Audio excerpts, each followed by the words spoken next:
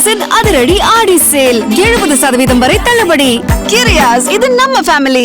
முதலமைச்சர் விஜய் தலைமையில் இன்றைய தினம் இரண்டாவது அமைச்சரவை கூட்டம் தற்போது கூடியிருக்கிறது. தாவேக அரசின் முதல் பட்ஜெட் அடுத்த மாதம் முதல் வாரத்தில் தாக்கல் செய்யப்பட இருக்க நிலையில தற்போது இந்த அமைச்சரவை கூட்டம் கூடியிருக்கிறது. மேலும் விவரங்களை எமது செய்தியாளர் பாஸ்கரிடம் கேட்கலாம். பாஸ்கர், முழு விவரங்கள் என்ன பதிவு பண்ணுங்க. கடந்த 2ஆம் தேதி முதல் 20 துறைகளினுடைய செயல்பாடுகள் குறித்து தமிழக பட்ஜெட்ல துறை ரீதியாக அறிவிக்கப்பட வேண்டிய திட்டங்கள் குறித்து தமிழக முதலமைச்சர் விஜய் தலைமையிலான ஆலோசனை கூட்டங்கள் நடந்து முடிந்திருக்கிறது. 22ஆம் தேதி வரை மீதம் இருக்கக்கூடிய துறைகளுக்கான ஆலோசனை கூட்டங்களும் நடைபெற உள்ளது. அதற்கு முன்னதாக அமைச்சரவையில தமிழக பட்ஜெட் தொடர்பாக முக்கியமான ஆலோசனை என்பது இன்று மேற்கொள்ளப்படுகிறது. காரணம் என்னவென்றால் தமிழக வெற்றி கழகத்தின் சார்பில் பல்வேறு தேர்தல் வாக்குறுதிகள் கொடுக்கப்பட்டிருக்கிறது.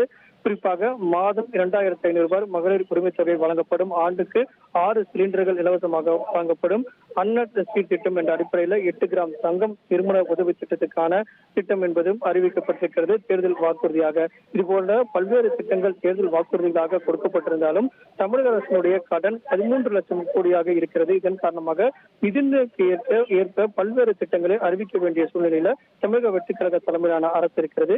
ஏற்கனவே முதல் அமைச்சரவை கூட்டம் தமிழக முதலமைச்சர் விஜய் தலைமையில் நடைபெறும் போது அந்த கூட்டத்துல ஒவ்வொரு துறை ரீதியாக 1 ஆண்டு, 3 ஆண்டு, 5 ஆண்டு திட்டங்களை செயல்படுத்துவதற்கான சாத்தியக்கூறுகள், நிதி, பயனாளிகள் தேர்வு இது குறித்தெல்லாம் ஒவ்வொரு அமைச்சர்களிடம் அதற்கான பட்டியலை கொடுக்க வேண்டும்.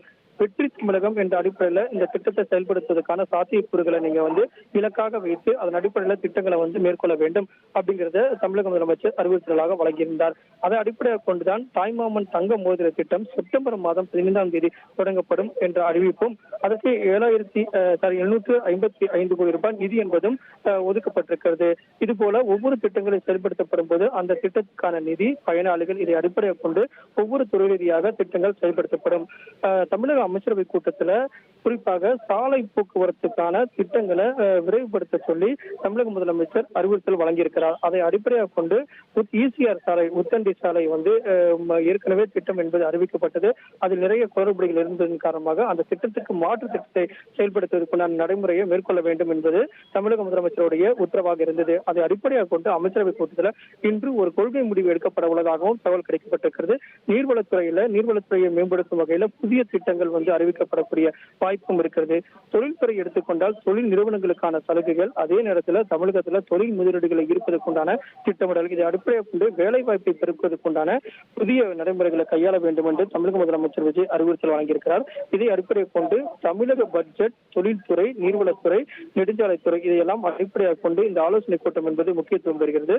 எந்த திட்டத்தை செயல்படுத்தினாலும் அந்த திட்டத்தை வெற்றி தமிழகம் இலக்கு என்ற அடிப்படையிலும் பயனாளிகள் தேர்வு என்ற அடிப்படையிலும் முக்கியத்துவம் பெறுகிறது.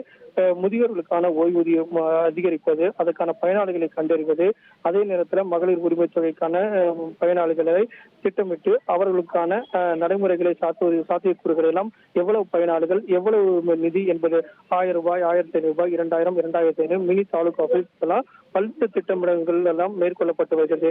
இதை அடிப்படையாக கொண்டு ஒவ்வொரு துறை ரீதியாக அறிவிக்கப்பட வேண்டிய திட்டங்களை முன்னதாக கொள்கை முடிவு என்ற அடிப்படையிலும் தமிழக பட்ஜெட்டில் இடம்பெறக்கூடிய பட்ஜெட்டுக்கு முழு அளவிலான ஒப்புதல் வழங்கப்படக்கூடிய நடைமுறையாகவும் தமிழக அமைச்சரவை கூட்டம் தமிழக முதலமைச்சர் விஜய் தலைமையில் தற்போது தொடங்கி நடைபெற்று வருகிறது. ஒரு மணி நேரம் இந்த அமைச்சரவை கூட்டம் நடைபெறும்.